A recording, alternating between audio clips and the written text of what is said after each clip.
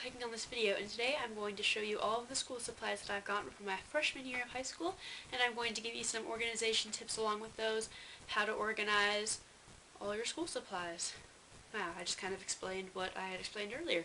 And so yeah, if you're interested, keep watching, and thanks for watching. The first thing that I got was an idea from a video that I watched a year ago, I think it was. I don't remember who it was, but they suggested using an accordion folder for homework, and I thought that was a really good idea, so I decided to do the same. So I got this. It is 5-star. It was from Target. It was $6.50, I think, or around that. And it just has a cool design, and it's a cool color, and I really like it. And on the inside, there are, wait, let me count. 1, 2, 3, 4. There are 6 folders inside of it. And I organized it by subject. So I have science, English, world history, and then I have all 3 of my electives into one, and then I just have other. Because for my Algebra 2 class, I just have one big binder for that. And so yeah, it's easy to put your homework in it so you don't have to lug home like a binder if you have a binder.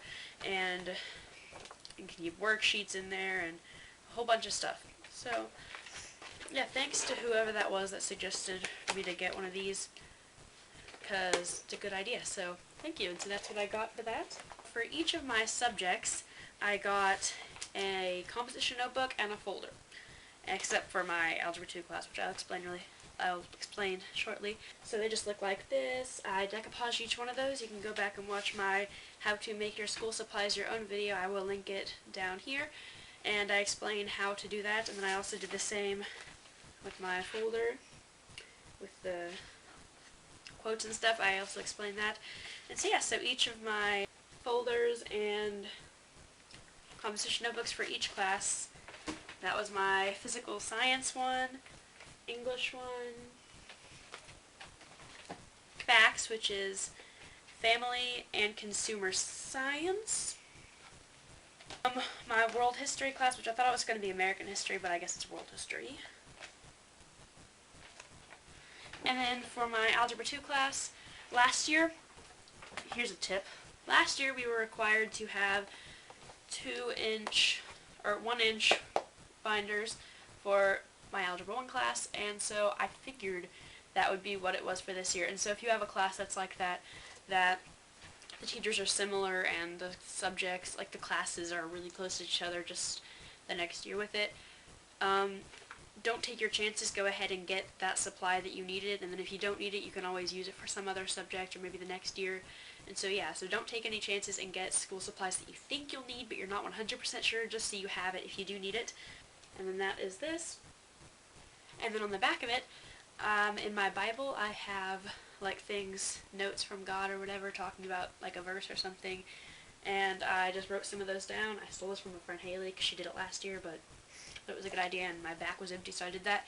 Then on the side, I cut out some wording from a National Geographic magazine and wrote Algebra 2 along the side.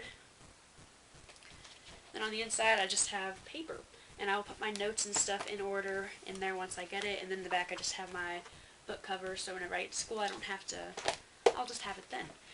And my last class of the day is ROTC. I have that. And I also have band first hour, but I don't need really a folder for that because we get our own folders to hold our music and stuff. Oh, by the way, I got all of that stuff at Target. And then at Staples, they had, I think these were 15-cent notebooks, and so my mom just let me get a lot. So I got a bunch of them, and then I just chose one to use for my poetry notebook because I love this color. It's really pretty.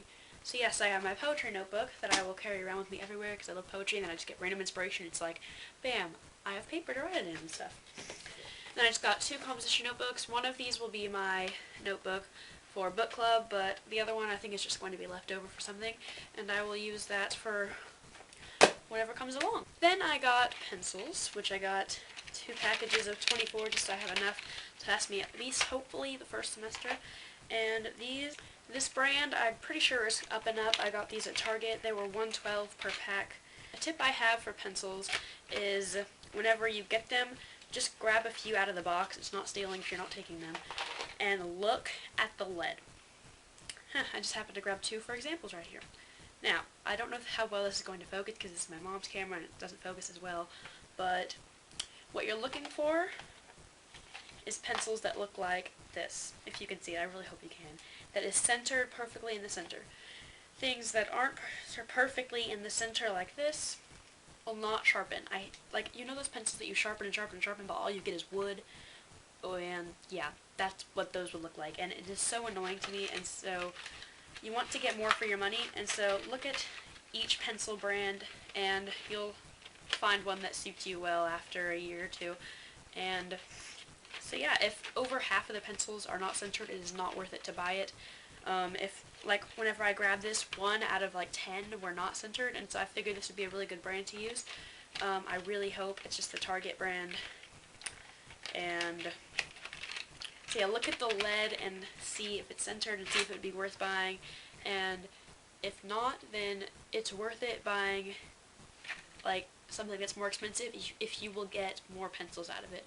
Even if you buy like a 64 pack or something for like $5 and half the lead isn't centered, and then you buy a 24 pack for $6. I know that sounds extreme, but I'm just using examples here, and all of the lead is centered, it would be worth it buying the ones where all of it is centered than where less than half of them are. So yeah, look for centered lead. This I got a few years ago, just a pencil case, and I've been using it because it's still in good shape. One of my highlighters a few years ago broke, so it's a little like that, but oh well. So in the front pocket, I got a little thing of Post-it notes just to mark what page I'm on and stuff, in a textbook, or if I have notes I can just like hang it up in my locker, like, you need to bring a permission slip for a field trip for some club or something, just so I can remind myself. And this just, I don't know how many's in here, I think it's 100, was just 99 cents, I think it was, at Target. And I got the orange one. And then, okay, so I kind of talked about this in my school shopping tips video, but I'm just going to do it again. This came with 16 erasers. I already opened it, so it's trying not to. 16 erasers, and then a big one, and this was 99 cents. And I didn't put all of them in my pencil case because I know I'm not going to need all of them right away. I'm just putting as many as I think I will need. I have a little stapler.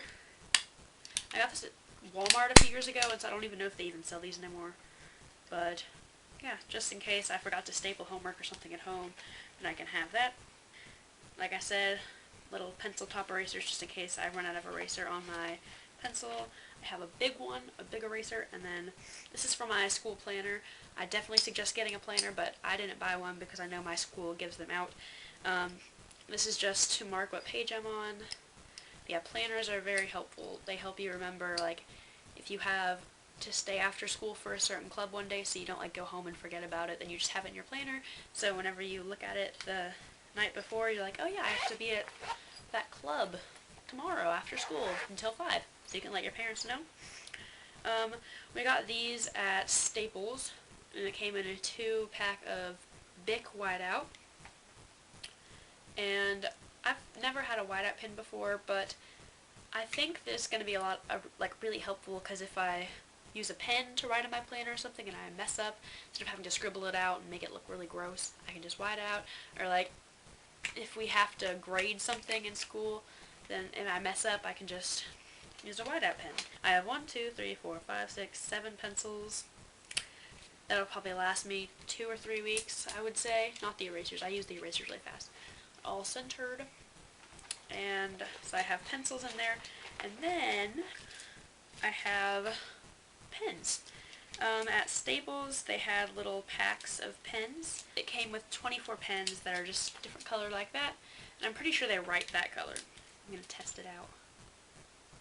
Oh, yep, see? They write their color.